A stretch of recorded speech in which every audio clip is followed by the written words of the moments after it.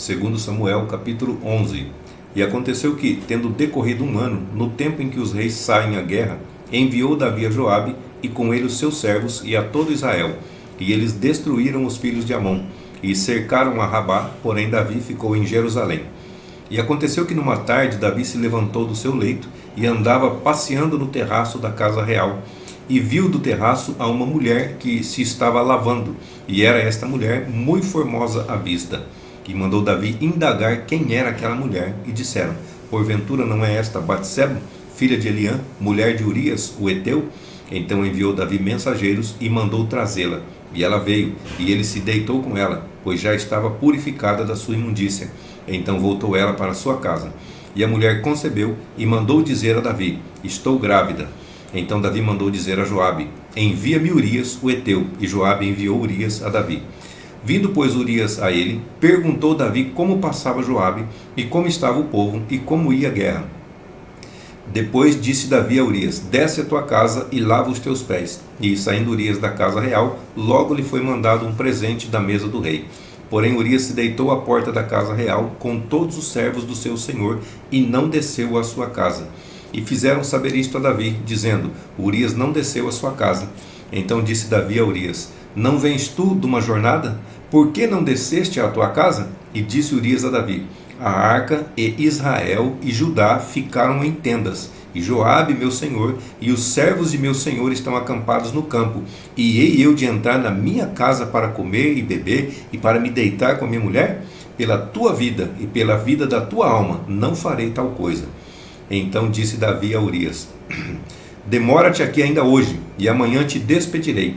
Urias, pois, ficou em Jerusalém aquele dia e o dia seguinte. E Davi o convidou, e comeu e bebeu diante dele, e o embebedou.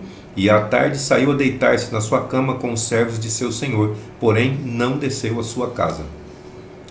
E sucedeu que pela manhã Davi escreveu uma carta a Joabe e mandou-lhe por mão de Urias.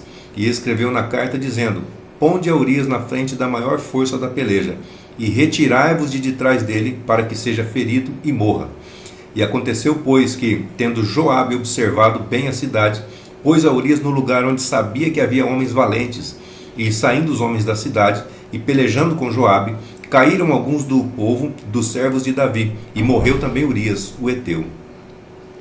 Então enviou Joabe e fez saber a Davi todo o sucesso daquela peleja, e deu ordem ao mensageiro, dizendo: acabando tu de contar ao rei todo o sucesso desta peleja, e sucedendo que o rei se encolerize e te diga: por que vos chegastes tão perto da cidade a pelejar? Não sabíeis vós que haviam de atirar do muro?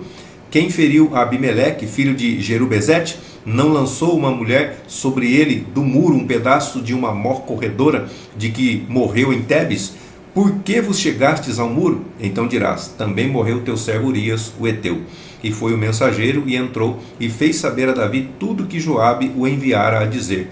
E disse o mensageiro a Davi: na verdade, que mais poderosas foram aqueles homens do que nós, e saíram a nós ao campo, porém nós fomos contra eles, até a entrada da porta. Então os flecheiros atiraram contra os teus servos desde o alto do muro, e morreram alguns dos servos do rei, e também morreu teu servo Urias, o heteu.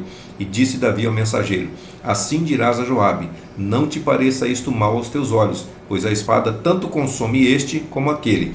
Esforça a tua peleja contra a cidade, e a derrota, esforça-o tu assim. Ouvindo, pois, a mulher de Urias que seu marido era morto, lamentou a seu senhor. E, passando o luto, enviou Davi e a recolheu em sua casa, e lhe foi por mulher, e deu-lhe à luz um filho. Porém esta coisa que Davi fez pareceu mal aos olhos do Senhor.